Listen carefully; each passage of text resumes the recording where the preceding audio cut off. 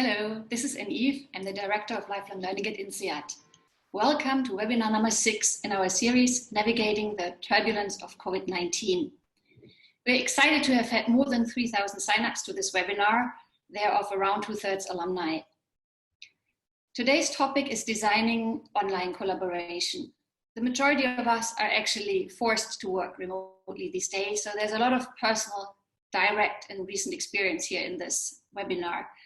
In the pre-survey, the key topics that came through were related to, first, productivity in a remote working environment, second, factors that make remote collaboration more effective, and then third, what's gonna stay once COVID-19 is over. Now I'd like to welcome Phanish Puranam, our guest speaker of today. Phanish is a professor of strategy and the Roland Berger Chaired Professor of Strategy and Organizational Design. His research in organizational science focuses on how organizations work and how can we make them work better. Thank you very much for joining us, Phanish. And without further ado, I'd like to kick off with the first question. So what do we know from research? What makes collaborating remotely work and where are the pitfalls? Over to you. Thank you very much. It's a pleasure to be here. I'm going to share my screen now. So remote collaboration is not entirely new, right? This has been in place in many sectors already, much before COVID-19 hit us. So for instance, my colleagues and I have studied remote collaboration in offshoring of software development, in open source software development, and of course in international R&D. But the truth is, if you work for a multinational organization, then much before COVID-19 came along, you were working remotely to some extent. What is new, I think, is that the configuration we are in right now is quite unique, where everybody is remote. So it's not clusters of people who are remote in one location to another location. Everybody is remote. The other is that, to a large extent, the ability to work remote was a peculiarity or a perk. It wasn't a forced choice on everybody, but at this point, it has become a forcing function where we don't really have a choice. So that is new. But the fact that people have had to collaborate remotely, that's not particularly new. And one of the things we've learned from the prior work on remote collaboration is that there are two sorts of problems associated with remote work. The first is the fact that communication necessarily becomes asynchronous. It's not at the same time. So I'm referring here to tools like email or chat or file sharing. So this is not synchronous in the sense there's a significant time gap between what I say and what you hear and how you respond. The other is that even the best of video conferencing technologies is still fairly limited in being able to convey the richness of social cues that we give off, right? So I don't really see your context very well. You can see my facial expressions. Probably you can't see my body language very well. There are tones of voice, subtle movements of face that you might not capture in this technology. And that's a problem because we know these things are quite important to build coordination and trust. The good news, and this is already known from prior research, is that these problems do diminish over time. So as teams spend longer in online and they work longer together, a lot of these issues do reduce over time through learning. The other big problem is that in this kind of a context where you're working remotely, what you really miss are the random encounters, the random interactions that occur in the corridors and in the hallway and around the coffee machine, which are not part of the formal organizational design, but which play a very important role in overcoming the limits of the design. And that is really a big issue with remote collaboration that we've known about for a long time. Now, it's not all bad news. We've also known that there are surprisingly some benefits of working virtually. So the most obvious one is flexibility, right? You can work anywhere, anytime. And in fact, the entire offshoring software which I studied extensively in the late 90s, early 2000s, was built essentially on this idea of creating time zone arbitrage, where people could work in different parts of the world asynchronously, and this was very powerful, and it could help capture important cost savings. But there are also subtle effects in the way that groups interact online. And the research tells us that there's actually a lowered pressure towards conformity. So people are less likely to feel pressure towards accepting the majority view or accepting the view of the high status individual in the group when they're online, compared to when they are in a physical face-to-face setting, because again, the cues are not very rich. So the same poverty of cues, which can be seen as a challenge when it comes to coordinating the group, can also be seen actually as an advantage because it prevents this implicit tendency to conform to the majority or to the high status individual.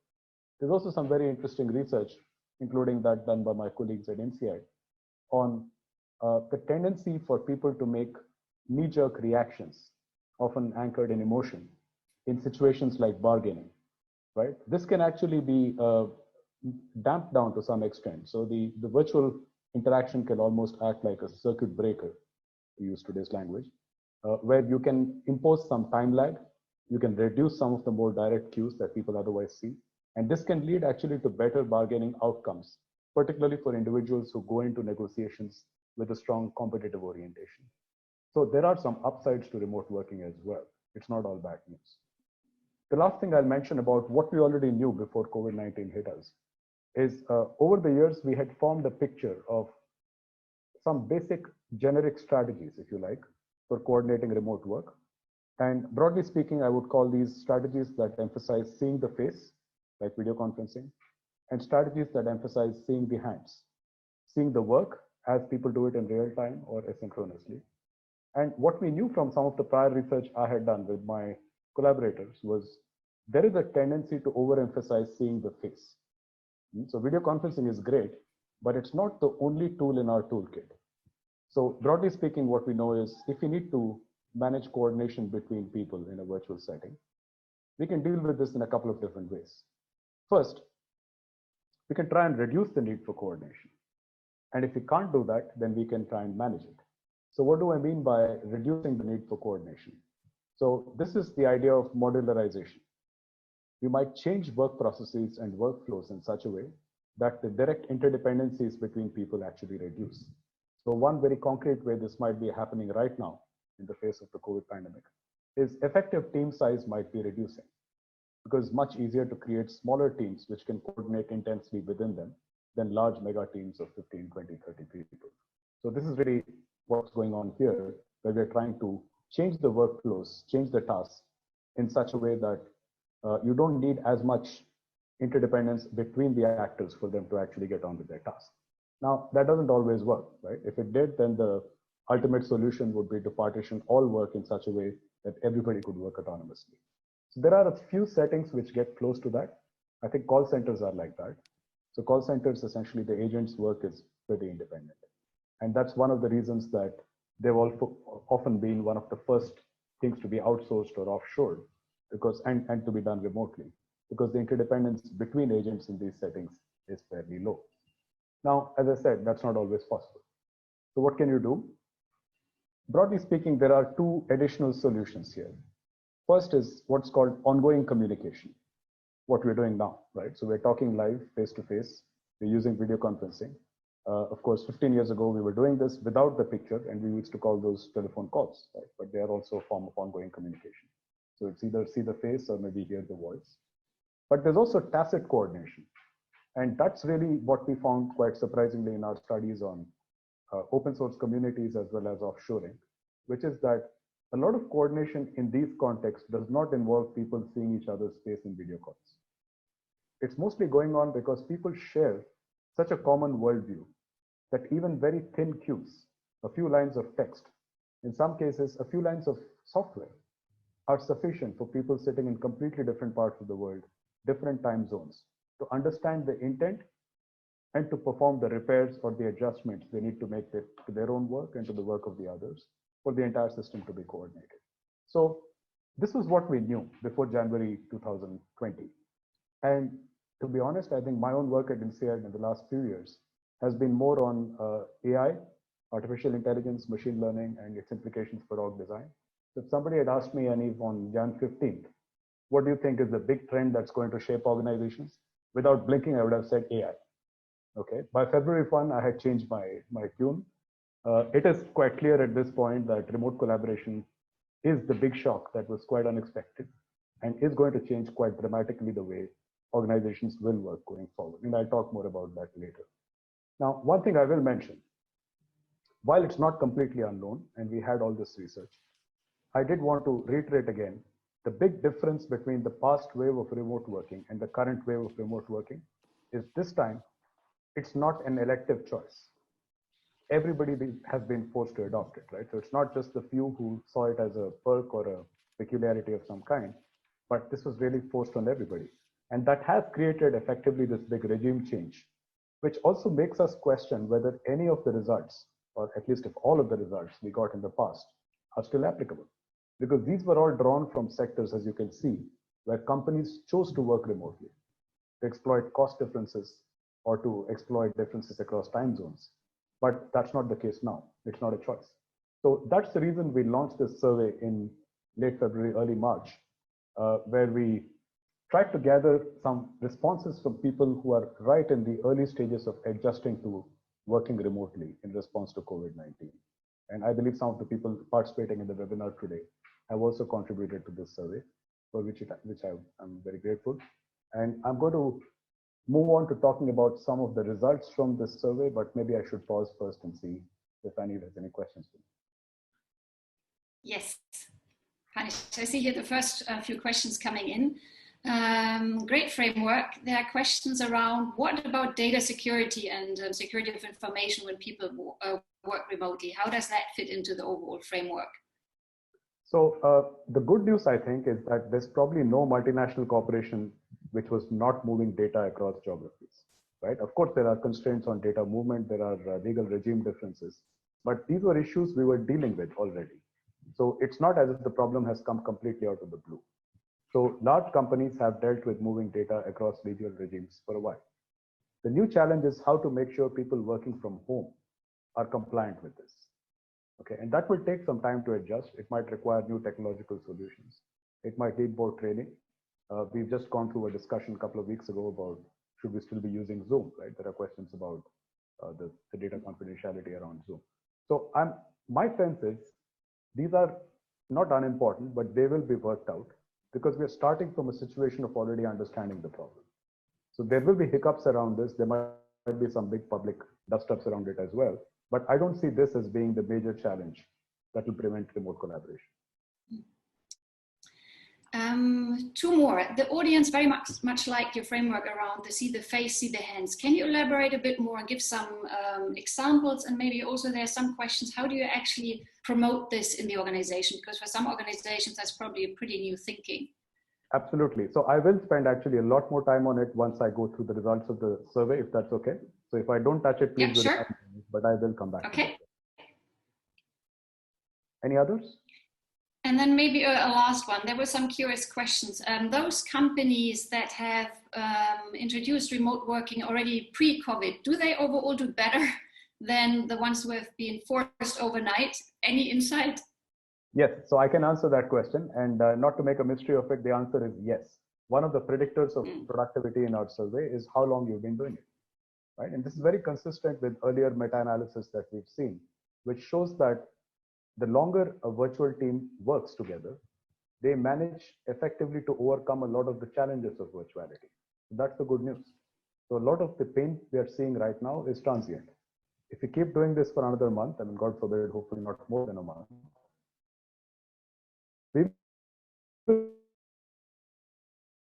so those companies which started off already doing it before January 2020 clearly have a short-term advantage. The good news is it's short-term. Okay, so perhaps I can move on. Move on. Yeah. So I do want to mention a couple of quick caveats. Since we are academics, we are careful about what we say. These responses are mostly representative of you good people, which is basically the INSEAD alumni base and the LinkedIn ecology, not the workforce at large. So we're really talking about knowledge workers, people who produce knowledge in various capacities. But they do come from different layers in the organizational hierarchy. It's also important to acknowledge that we've relied on respondents for both measures of outcomes and predictive variables. And we know this creates some well-known biases. So we'd be very hesitant to claim anything I'm going to show you is causal, right? We don't really know if this is what's causing stuff, but I think it's a pretty good opinion aggregation, if you like, of what people are saying in the first few weeks as they're dealing with remote working. That's the distribution of responses. And it's very, I think, emblematic of INSEAD's own global footprint, right? So we're big in Europe, we're big in Asia. That's where most of the responses come from. We have a healthy representation of North America, not much from South America or from Africa or from Australia. Okay, so the first and most interesting thing for us is the following. We thought that the technology is going to produce all kinds of hiccups and people would complain about the buggy Wi-Fi and the poor technologies for communication, but that's not the case. At least in the sample we are looking at, 80% agree that the technology infrastructure was quite effective. So what was not effective? Their managers. So only about a half actually say that their managers are effectively supporting them, right? And only about 60% say that the procedures they've put in place for remote working are effective. So the organization isn't ready, the technology is. That's the high level first big message to take away. Again, this is a warning, but it's also a good, it's not necessarily a completely bad piece of news, because we know, as I said, that you get better at this over time. So hopefully this week is better than last week, and next week will be better than this week. So we are getting better to learn how to deal with the fact that we have to work remotely. But as of now, this data is current as of yesterday. The numbers still tell us the technology is far ahead of the organization in terms of adapting to remote collaboration. The big question here for us, of course, is productivity. Right? So on the whole, do you think you have been more or less productive when working remotely instead of working from your office? Now, to put some context to this question, we've had studies that were published before January 2020, right? Often by consulting companies stating that working remotely improves productivity. The problem with those studies, as I've pointed out, is they were collected on individuals who chose to work remotely or who were allowed to work remotely. Now, nobody has a choice, right? So the good news is we still see about 41% of the people reporting that they see an improvement in productivity. 24% say their productivity declined and 35% say no difference. So there is a modest positive effect on average in the sample of working remotely. Now, I already mentioned the caveat that this is not representative necessarily of the workforce at large.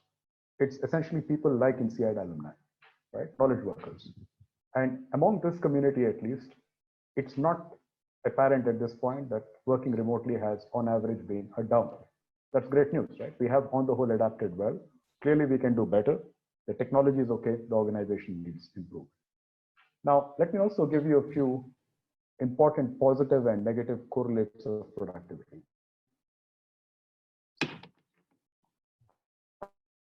The headline is the following. So your hierarchical level in the organization. So if you're an individual who manages managers or who just manage subordinates, a lot about are you likely to report a productivity increase or a productivity decrease as a result of working remotely, okay? And maybe surprisingly, maybe not, the higher you are in the hierarchy, the more likely you are to report an increase in productivity. So that does create some concerns, because one of the consequences of remote working is it might actually accentuate inequality. So the people benefiting from working remotely seem to be those who are relatively high in the hierarchy, not those who are at the lower end of the hierarchy. The other result we get is that previous experience of working remotely is strongly positively correlated with productivity. So that is back to the question Annie was asking me. If companies have been doing this, more precisely, if individuals have been doing this before COVID hit, they are more likely to report an increase in productivity. Now, much like the dog in Sherlock Holmes that did not bark and was therefore very informative, I actually think some of the most interesting results are the things we did not find.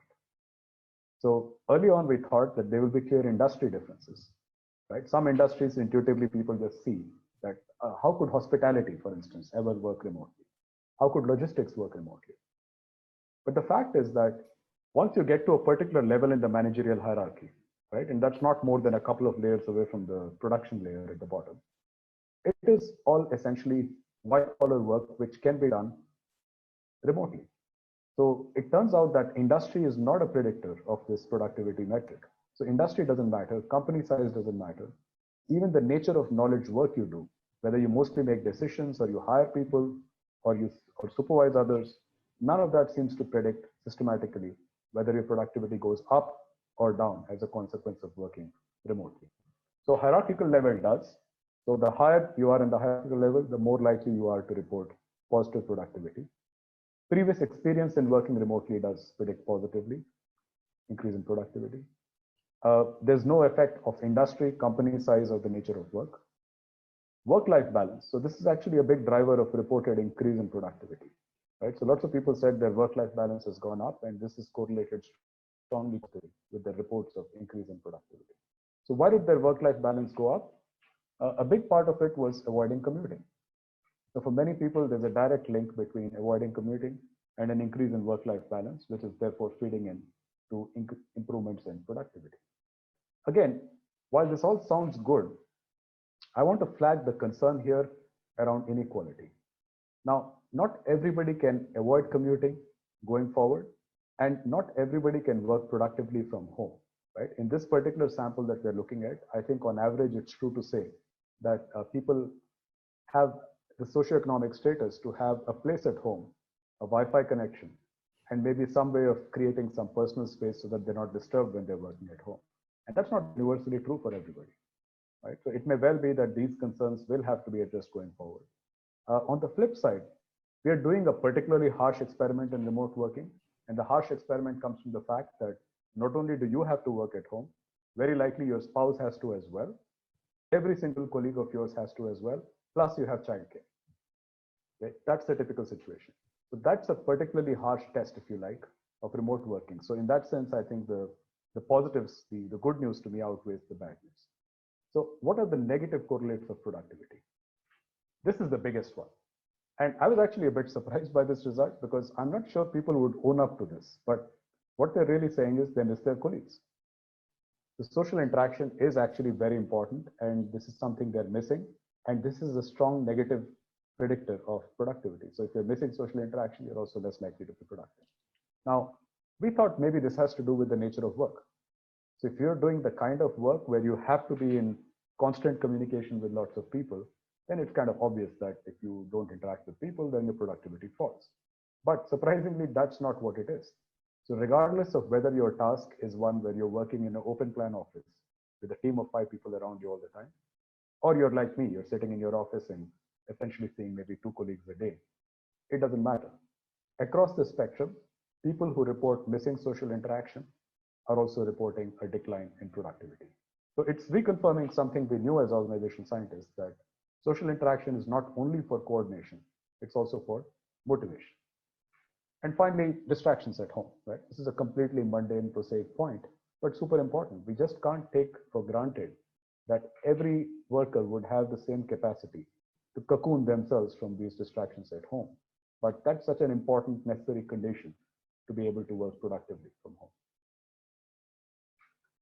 Annie.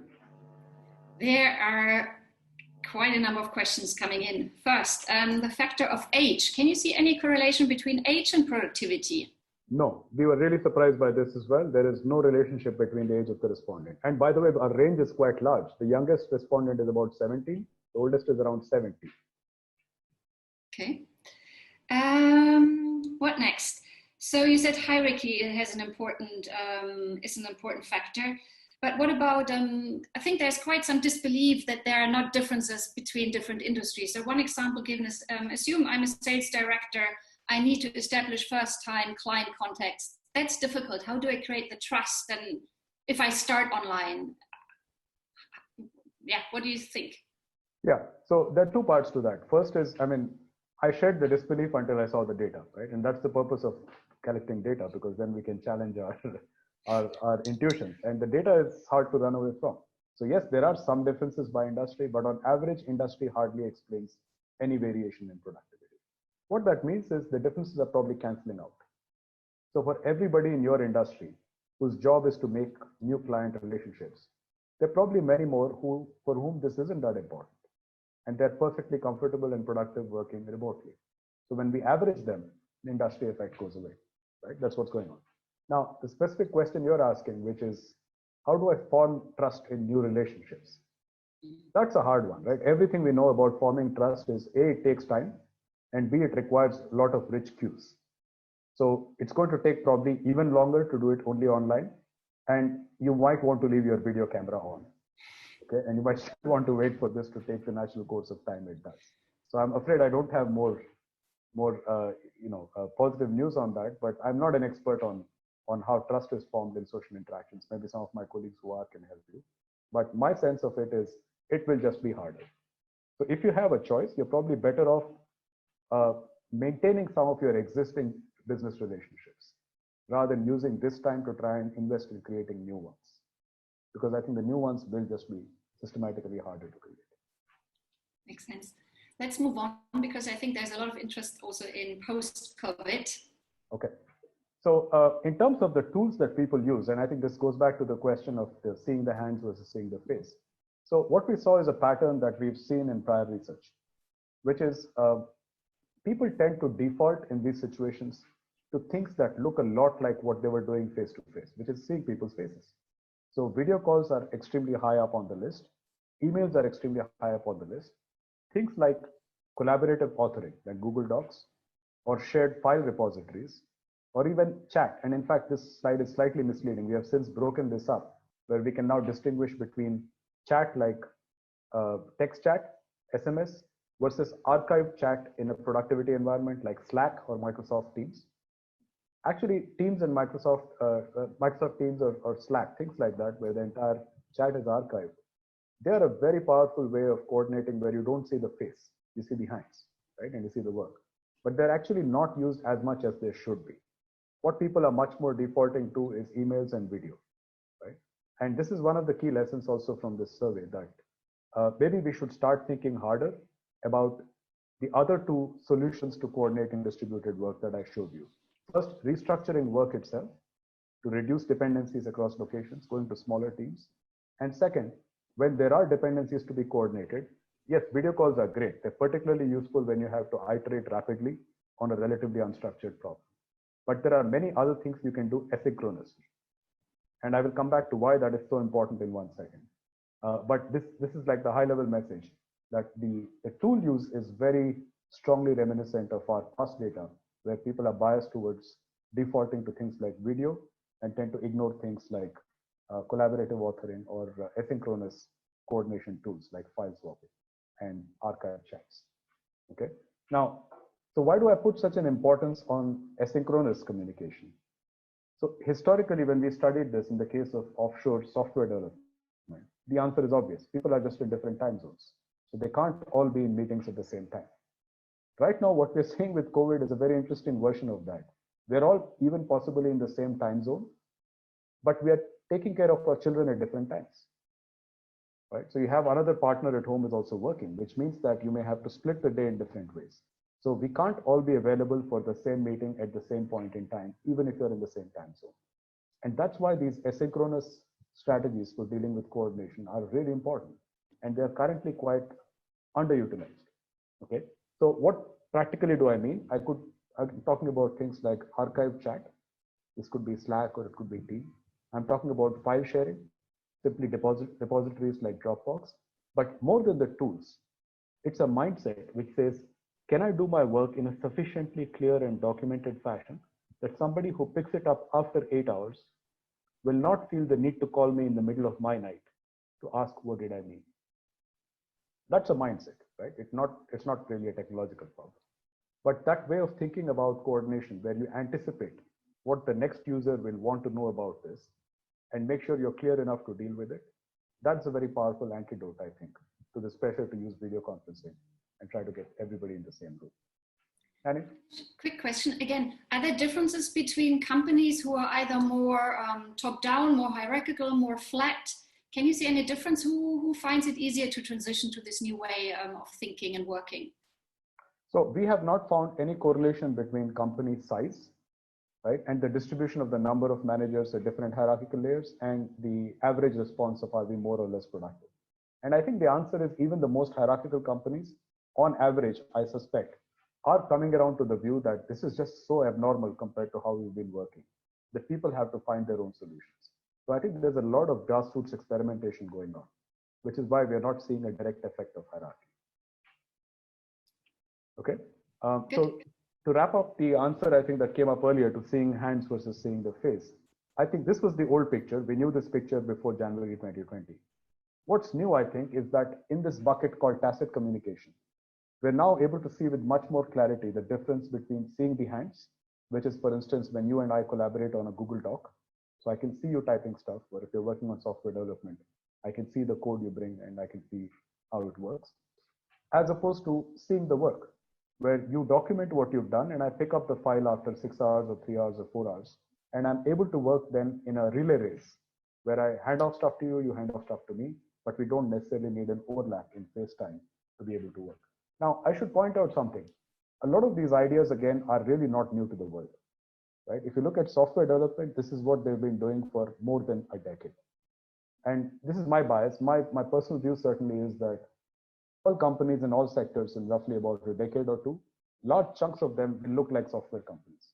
The reason being that's what we'll be doing. We'll be producing knowledge together using algorithms, using computers. So we can learn, I think, some interesting lessons from these organizations. We were actually working on a case just before COVID 2019 hit, on a company called GitLab. So I don't know if you've heard of GitLab, but GitLab makes these continuous integration tools to bring software coordination to life. And what's interesting about GitLab is that they have about 1,200 employees, and every one of them is in a different location. So it's one of the largest all remote companies that I know. So they have employees who've literally never met each other face to face. They all work remotely. And they've been doing this for almost 7 or 8 years. So this is not in response to COVID, right?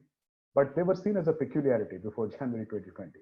But increasingly now they've become like really sought after because people are asking them about, so how do you guys do it? Can we learn something from you? And what I'm noticing is very clearly a move in attitude from January 2020, when people said, yeah, this is some peculiar software thing, nobody else can do it. And all of a sudden, GitLab is the new guru on how to work remotely across sectors. Okay, so I think there is a lot one can learn from these guys. And what I want to emphasize here is, let's not get hung up on the traditional approach of going for ongoing communication. Let's think a bit about how to modularize work, and let's think about these tacit coordination strategies. That's probably the big lesson to learn here. Okay, shall we take a few more questions, Anu? Otherwise, I can move on to some recommendations. Yes, maybe one more. I think if you just, sorry, can you go back to the previous slide? That created a lot of interest. Here, if you work asynchronous, it requires a lot of rigorous and clear documentation, which most companies are not very good at. Correct. Do you think this is an organizational skill that has to be developed? This will become a new top skill? What's your view? I think you've already given the answer. Yes, it will become a new top skill, because I strongly believe that there is no way to go back. We cannot put the genie back in the bottle, right? What I mean by that is post-pandemic, and I'm skipping ahead a bit to, I think, the end of this talk. Post-pandemic, it's going to be really hard to assume that the default option is we get on a plane and hop on a flight and travel to another part of the world for closing a business meeting or having a conversation or going to a conference. And we'll still do that, of course. But the default is really going to be, can you do it virtually? And if you can't, then it might make sense to get on that flight, but not otherwise. And in that world, having the skills to communicate and document rigorously will be absolutely crucial. And another question, which may lead actually to your last chapter, if remote becomes the new normal, what are then the broader implications for organizational design? The first, I think I've already mentioned in a couple of different ways, which is rather than think just about video conferencing tools, we might really need to systematically restructure work processes. We haven't had a chance to do that yet, right? The pressure to, the pressure to react to COVID-19 was so intense that most companies literally went from closing the shutters on Friday, where people were all working in the office, to reopening on Monday, where everybody was remote. So they haven't done this reorganization of process and structure. And I think now they have to start thinking hard about how they would do this. This is one of the big organizational design changes that has to happen, because if not all of it, significant parts of work, I suspect, will have remote components going forward. And you can avoid a lot of the coordination challenges we are seeing. Break the work down. Phanish, you're breaking up. I'm not sure. Can you maybe turn the volume up a bit? It's breaking up. The connection ain't great. Okay, can you hear me now? Ah, much better. Thank you. Okay, All right. The other thing which I think is an important implication is it might feel artificial, but we have to make a push towards some forms of online socialization. So what I mean by that is organizing, for example, virtual happy hours, right? Virtual coffee sessions. So this sounds very artificial and contrived, but it is important. And I actually have some optimism about this because being at home, I've also been watching my 15-year-old, and these guys are playing games on PS4 all the time. And what's really interesting is how they play, because they play these team games where they're in the same virtual environment, but they're also talking to each other online all the time. And that creates a really interesting form of socialization. Maybe we can adopt some of that. Data. So this one is my favorite because I think I mentioned before all this happened, we were primarily engaged in thinking about machine learning and data as applied to org design. But the big challenge for organizational designers always was data, right? Most companies have much better data on their customers than they have on their employees. So we had to run things like internal surveys or interviews or some other way of looking at internal data to understand organizational design. But the good news is that we now have an amazing volume of data on the internal workings of the company from things like Zoom, from things like Slack, from things like Microsoft Teams, right? If I just look at the log of the calls and the log of the email exchanges and the text chat that we've been using over the last 4 weeks, this is data about the internal workings of a company that we never had anything close to in the past. So that's just a remarkable explosion in data. And this is really a fantastic opportunity, I think, to think about how we could use this data to run some analytics, think better about the structure of teams, the structure of networks, identify why there are gaps in the organization. That's a great opportunity waiting to happen. So this is a big org design implication in my view. And last but not the least, I think we've already mentioned this point. One of the things we learned when studying GitLab, this is the company that works entirely remotely, is when they recruit people, right? One of the things they're really looking for, because it's an all remote company, is how good are people at concise, unambiguous written communication. This is an absolutely important skill going forward, right? And I think you might think about this as a fantastic opportunity to practice those skills, because the pandemic might go away, but the importance of the skills will not. This is going to be a fairly important set of tools, part of the toolkit for managers going forward. How do you manage a virtual team? How do you communicate very clearly, unambiguously in a written format, and related things like that? Okay, let me stop there and see if there are more questions, Annie. Yes, there are. So you said we cannot put the genie back into the bottle. You're pretty optimistic about the remote collaboration in the future. So what then about offices, conferences? They serve also an important social function. How do you see the future of these two examples? So I'm sure they will continue to be extremely important, right? We have such a strong need to connect that it would be completely foolhardy to say we can live completely virtually. We can't, right? There's no way to do that. My point is simply that we'll have to justify better why we need to incur these large costs where we have to transport people around the world to physical meetings. That question will be increasingly raised, and it should, right? Part of the penalty we pay for pretending we are all in one small village, even though we are a highly globalized distributed world, is the cost to the environment, right? It's the cost to our families, it's the cost to work-life balance. And I think some of these changes are really forcing us to take those things back into account. So one of the things I've heard, I should mention this, a little bit of an aside. A lot of people have said, but isn't the workplace not just a place where you work, but where you also form social connections? And won't we lose that? Yes, we will. But I think I have a counter question.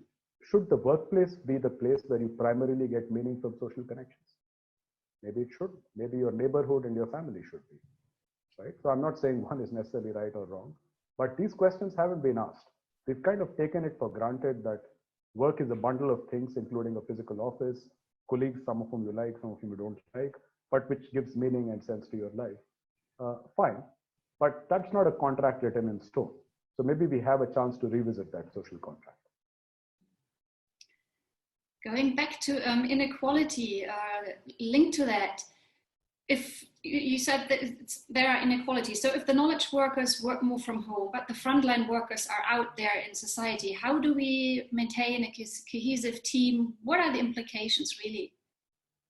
So I think we really have to recognize that for those who don't have a choice and have to be on site, they have to be compensated accordingly, right? And this is not such a surprising idea. I mean, right now we can look at who needs to still go into work.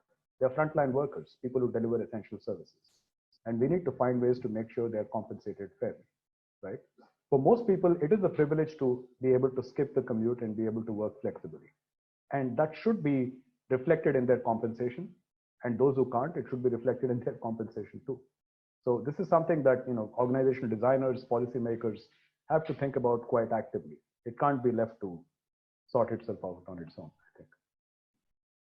So, and then just to follow up from that, other factors of inequality, how about race, gender, any prediction?